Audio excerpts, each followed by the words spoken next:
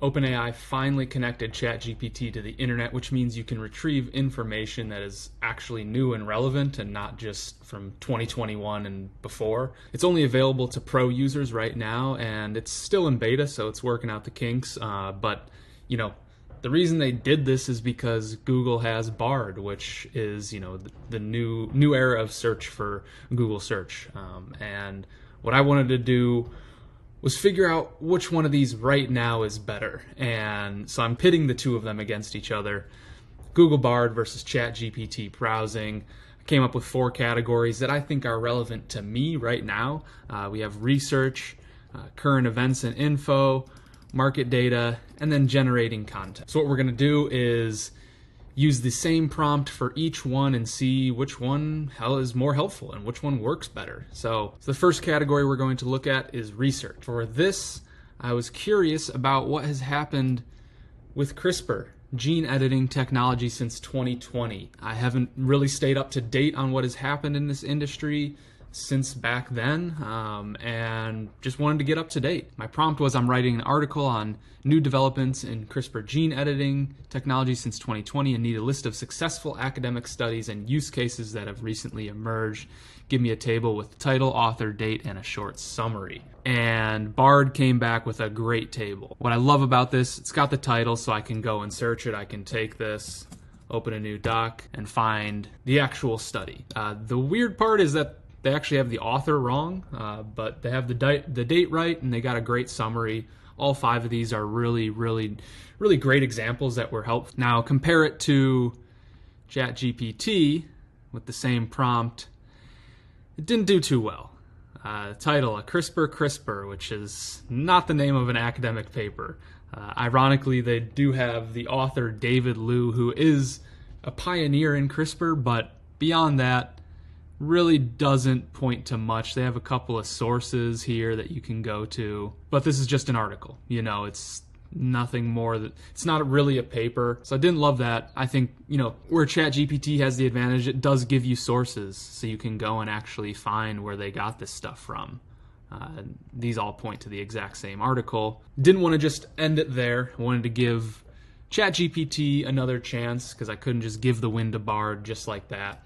So I did a follow-up about this company called Conscious Greens, because I had just seen this article that had published yesterday that Conscious Greens was actually starting to sell CRISPR-edited purple and green mustard greens, and they're also looking into doing pitless cherries and seedless blackberries, which I thought was kind of fascinating. So I wanted to see, hey, what can these AIs come up with on this side of the fence? This is a very relevant and new news story. So what's Conscious Greens and what technology are they pioneering? Google Bard crushed this. They break down, exactly what their first product line is with mustard greens. Talks about the benefits: increased nutrition, reduced bitterness, increased yield, improve resistance to pests and diseases. This was the big one. They are creating these CRISPR-edited greens to get rid of the bitterness so people will eat more of it. So they really did a great job here. Come over to ChatGPT, same prompt, what's Conscious Greens? And it kind of failed. Technical difficulties, it just basically said Conscious Greens is using CRISPR gene editing, but then it fell off. So still going to give the win to Bard on that front. Wanted to give it one last chance, so I did, are there any other companies like Conscious Greens? And once again, Bard crushes it. Santa Farms, Okanagan Specialty Fruits, Intrexon, and all these companies check out. The only thing that I would like is if they actually had links here. That would make it a little bit better. But did the same thing for ChatGPT, and it came up with one company, and then it just starts kind of going on a tangent about CRISPR in general, and then the field of CRISPR, so I had to just stop it. It was failing. So overall, we are going to give the win to Google Bard on research. Now next, let's look at current events and info. I think that this is an equally important category for these AIs to be working in. It'd be nice to just be able to ask them what's going on in the world, and they come back with an update. Started off with Google Bard. bring me up to speed on what's happening in the NBA right now. If you don't know, it's the NBA playoffs right now, and we are currently in the Eastern and Western Conference Finals. We're only, as of making this video, we're only one game in the Western Conference Finals.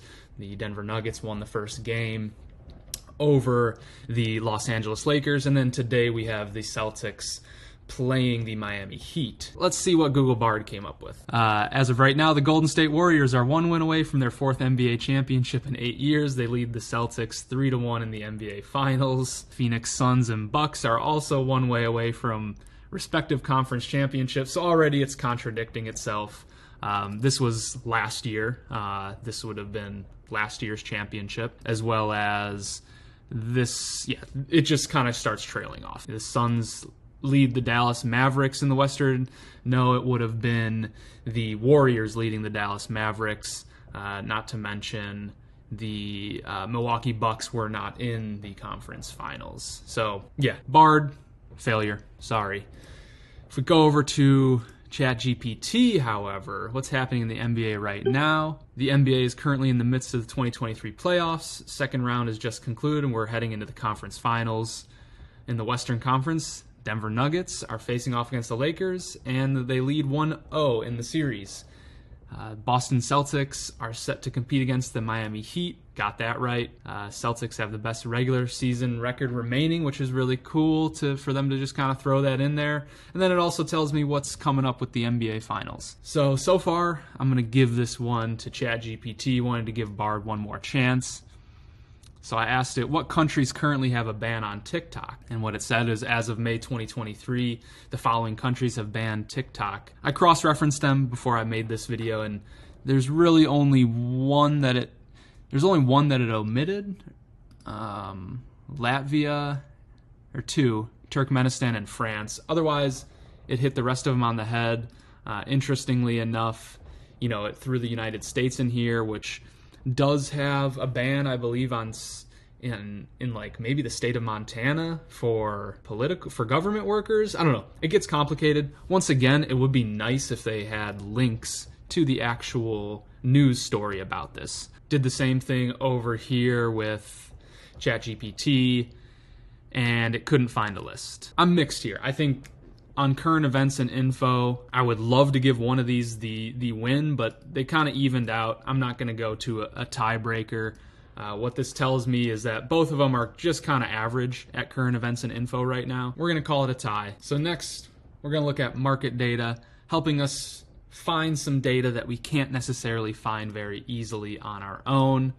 And for this, I use the prompt, estimate the total number of devices Apple has sold in its history and break it down by device type, iPhones, iPads, iMacs, etc. This I actually searched before, and you had to search each one individually, and that was a little bit time consuming. But Bard came back with a pretty beautiful chart of it and just broke it down by device type, iPhone, iPad, Mac, iPad, Apple Watch, and gave really great estimates. I cross-referenced a lot of this, and there's no perfect data out there about how many devices have been sold, but these are all very accurate estimates. Did the same thing over here with ChatGPT and gave similar estimates. Now, once again, the beautiful thing about ChatGPT is it gives you a link to go and actually see where they got this data from. So 1.9 billion iPhones have been sold, and you can see 1.9 billion units sold. But it's not to say that 1.9 billion is the correct answer. If you search, how many iPhones have been sold in history, this one, Demand Sage, is going to come through and say over 2.2 billion. So unless Apple's telling you what the actual figure is, you can't really trust any estimates on this front. But overall, both of them did a very good job of giving general market data that would have been very time consuming for me to find. So therefore, I'm going to give both of these the green light. I like that. I'm definitely going to be using it a lot more for finding market data, and I wouldn't be opposed to using either one. And now that brings us to the last area of competition, generating content. Now, for this, I said, write a 1,000-word article on the most anticipated movies for the summer of 2023.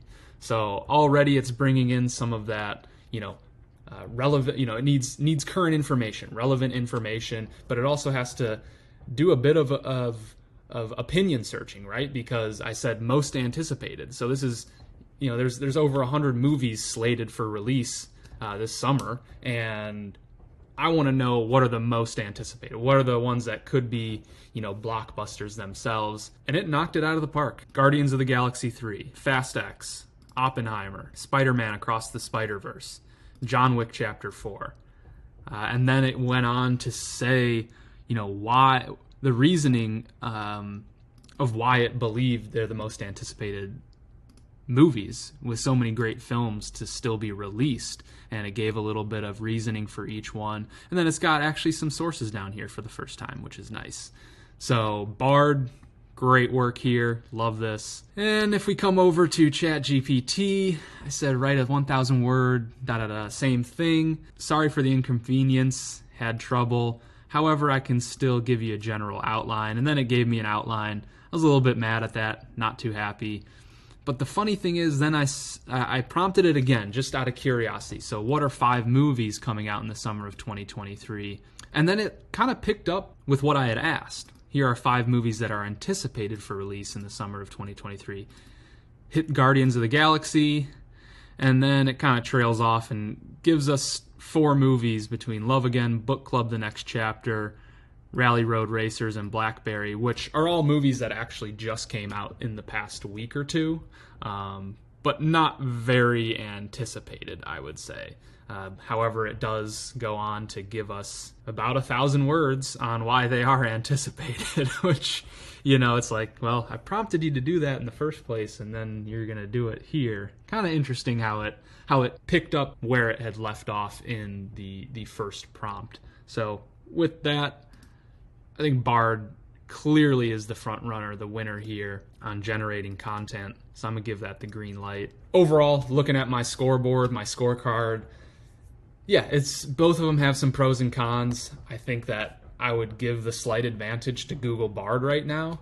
It just has a little bit better time of condensing and taking some chances, I guess, on writing the information, which could be seen as a good or bad thing, I suppose. But neither one of these, I would say, are to the point where it's like, hey, forget Google search in general and just start using AI for search. I wouldn't go that far just yet. What I learned from this that I think was most shocking and my biggest takeaway is Google Bard on the generating content side. Like, this was a really, really good post, and it really crushed it out of the park. Like, these are the 5 most anticipated movies of the summer.